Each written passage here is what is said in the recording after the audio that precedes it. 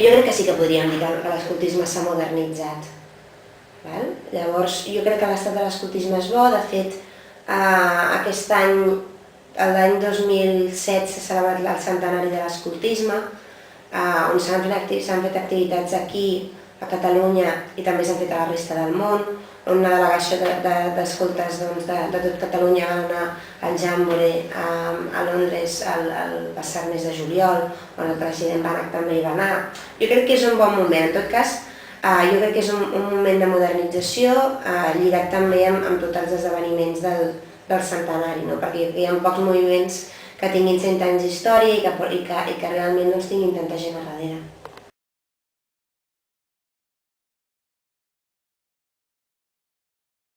Jo crec que són dues coses diferents. Jo crec que sí que és veritat que hi ha molts tòpics i també és veritat que a casa nostra el fet de que existeixin dos moviments d'associacionisme educatiu amb un projecte molt similar fa que es puguin confondre, no?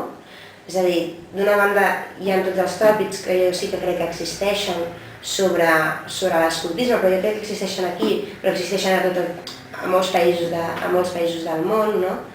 A vegades és cert que hi ha països que l'escoltisme ha evolucionat de maneres diferents, no? O sigui, és cert que el fundador de l'escoltisme era un militar i hi ha, diguéssim, països on l'adaptació del sistema educatiu de l'escoltisme ha evolucionat més o ha evolucionat menys, no? Jo crec que d'aquí que els tòpics siguin una mica a vegades cap a aquest sentit, no? Després a casa nostra nosaltres tenim la riquesa que a Catalunya conviuen dos moviments d'associacionisme educatiu molt similars. Molt similars en el sentit que fem el mateix en tant en quant eduquem en valors a infants i joves seguint un projecte educatiu que en molts llocs convergeix.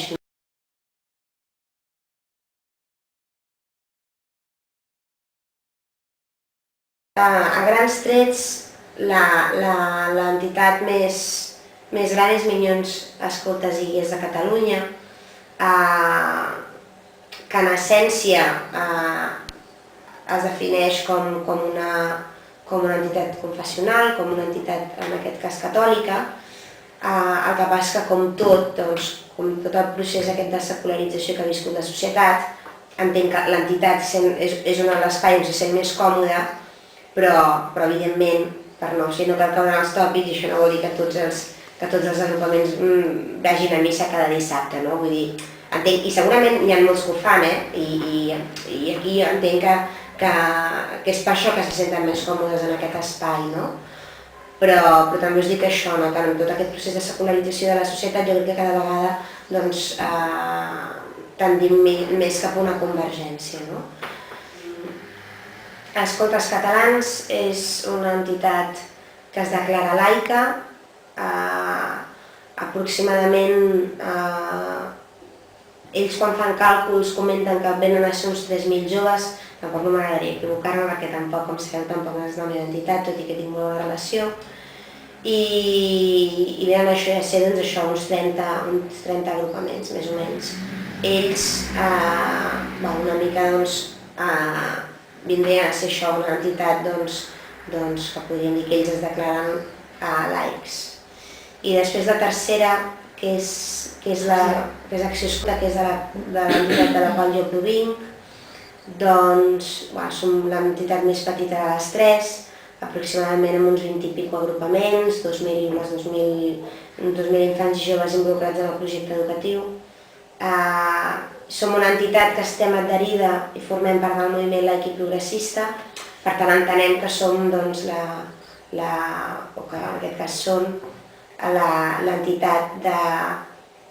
l'entitat escolta, la branca escolta del moviment laic i progressista. Entenc que poden haver-hi algunes similituds amb altres projectes, però jo crec que sí que marca ben bé tres espais diferenciats.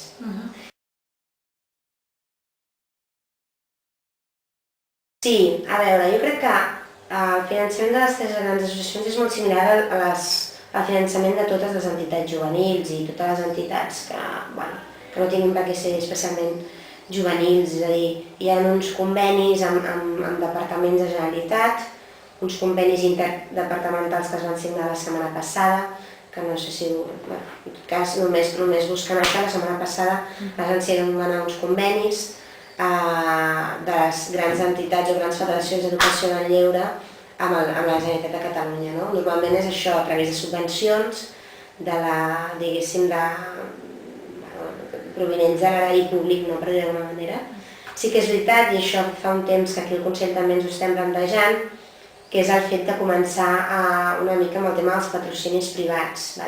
No dic que aquestes associacions ho facin, no ho desconec, però sí que és veritat que en algun moment, per exemple, sí que sé que en el cas de la meva entitat, Acció Escolta en algun moment per fer un projecte concret, sí que alguna vegada s'ha plantejat la possibilitat de buscar un patrocini d'una gran empresa que sota això que diuen de responsabilitat social de les empreses, poguessin ajudar-nos a tirar el projecte endavant. Però sí que és una cosa que fins i tot des d'aquí, des del Consell, estem intentant anar a la cerca de patrocinis privats i tenim com aquesta moral que segons quin patrocini no el volem, i jo crec que estem començant una mica.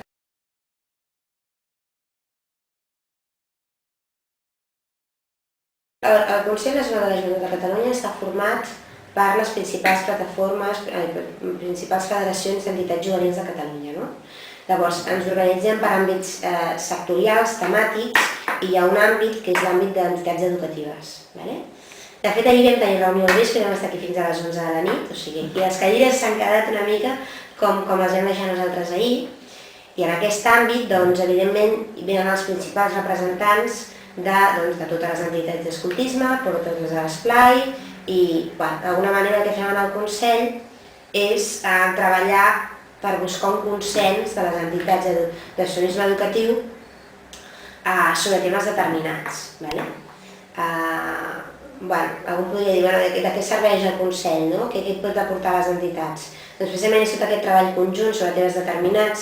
Ahir, per exemple, vam sortir molt tard perquè tenim sobre la taula un tema bastant candent, que és la futura llei d'educació de Catalunya, on el govern ja ha presentat un avantprojecte de llei i on prèviament el mes de gener ja ha presentat unes bases que no ens agradaven, i així ho vam dir, així ho vam manifestar, i l'avantprojecte actual tampoc no ens agrada. Doncs és en aquesta taula on les entitats tant vinguin d'escoltisme com vinguin d'esplai, del món de l'esplai, entenem que de fet l'àmbit és comú perquè és que treballem sobre el mateix, el mètode sigui diferent o no sigui diferent, doncs treballem una mica perquè els nostres interessos estiguin representats.